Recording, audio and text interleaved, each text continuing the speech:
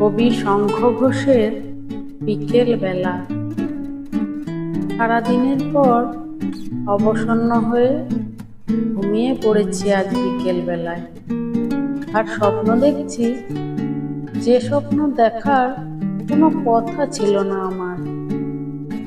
একটা নয়, দুটো নয়, তিনটে রূপলি গুলো ঝকঝক করছে ঢালু আকাশে।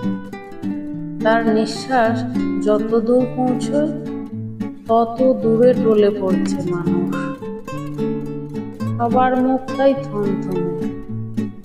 আমি জিজ্ঞেস করি, ওখানে কি হয়েছে, কি হয়েছে ওখানে? শুনে একজন বলে, ও কিছু নয়।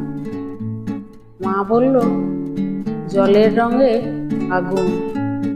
অনেক দিন আগে এরকমই হয়েছিল একবার। ঘর দুয়ার সব বন্ধ করে দাও। এবার আর বাঁচেনি কেউ, মড়কে ছেয়ে গিয়েছিল দেশ। রূপলি আলো পারদের মতো ঘন হয়ে এগিয়ে আসে আমার মুখের উপর, যেন জল থেকে গাঢ়তর জলে ডুবে যায় সমস্ত শরীর।